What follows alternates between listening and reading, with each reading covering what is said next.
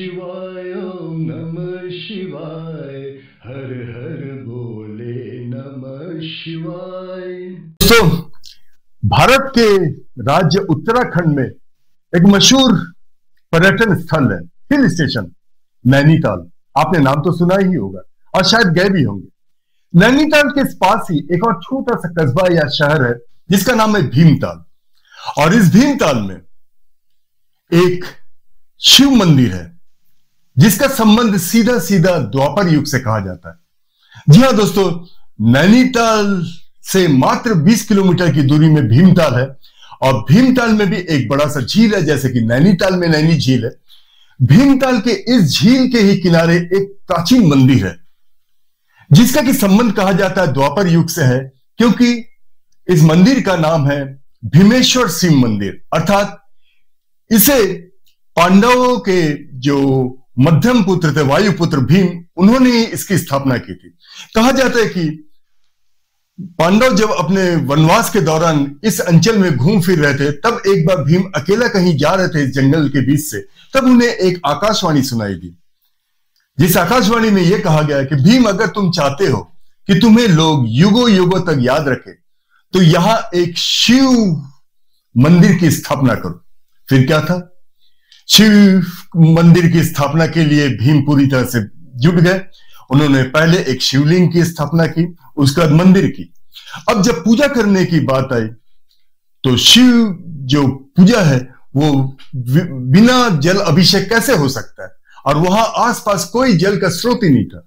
फिर क्या था, भीम ने अपना गदा उठाया और वहीं जमीन पे उसे दे मारा, जहां से एक जल की स्रोत निकल पड़ी।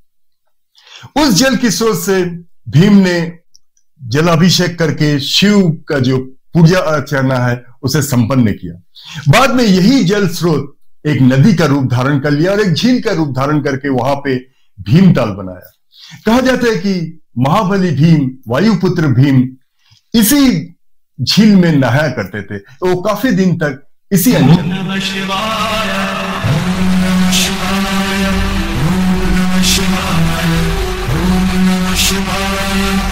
दोस्तों, अगर आप कभी भी नैनीताल घूमने जाएं तो वहां से मात्र 20 किलोमीटर की दूरी में भीमताल भी जरूर जाएं।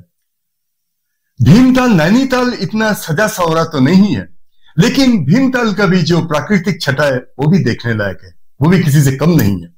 और खासकर ये जो भीम सरोवर है या भीम झील है या भीमताल है, ये बहुत ही सुंदर है और यहां पे आपको नौका विहार करके बहुत आनंद आएगा। इसी भीमताल के अर्थात इसी झील के समीप ही है ये भीमेश्वर शिव मंदिर। आप मुख्य सड़क से जब जाएंगे तो बगल की सड़क से एक छोटा सा रास्ता जाता है और जहां से 1-2 मिनट के दूरी पर ही आपको अपना वाहन पार्किंग का जगह मिल जाएगा।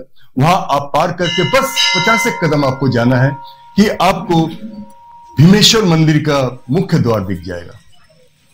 मुख्य द्वार में कुछ सीढ़ियां हैं जिससे आपको थोड़ा सा नीचे उतरना पड़ता है। उसके बाद आप वहां के शिव मंदिर के प्रांगण में पहुंच जाते हैं।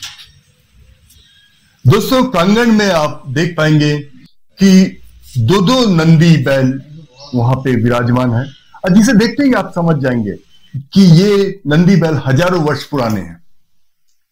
जब आप मुख्य गर्भगृह में घुसेंगे शिव मंदिर के, तो वहां आपको जल अभिषेक करने के लिए लोटे मिल जाएंगे। आपको बाहर नल भी है जहां से आप पानी भर सकते हैं और वहां पूजा आप आराम से कर सकते हैं, पूजा अर्चना, क्योंकि कुछ विशिष्ट दिनों पे छोड़ यहां ज्यादा भीड़ भाड़ नहीं होता है।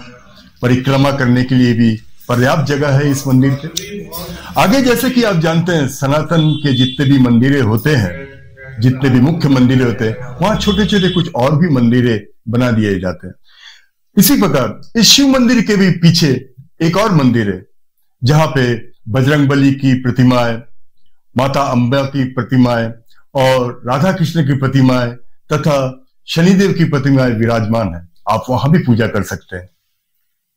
तो दोस्तों, इस मंदिर से आप जब निकलेंगे तो आप इसके सामने जो सरोवर है उसमें कुछ देर आप जरूर ठहरिएगा, क्योंकि वहां पर जो बतखें हैं वो आपके मन मोह लेंगे, उनके चहक आपके मन मोह लेंगे, जैसे कि आप यहां पर देख रहे हैं। तो दोस्तों, कहा जाता है कि इस मंदिर पे जो भी आता है अपना मनोकामना को लेके उसे भगवान भीमेश्वर पूरी करते हैं। तो आज के इस एपिसोड में इतना ही। तो दोस्तों आज के एपिसोड में बस इतना ही।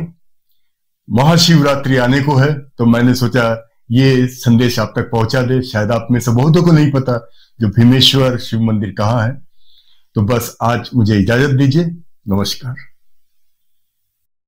ओम नमः शिवाय, ओम नमः शिवाय, हर हर बोले नमः शिवाय।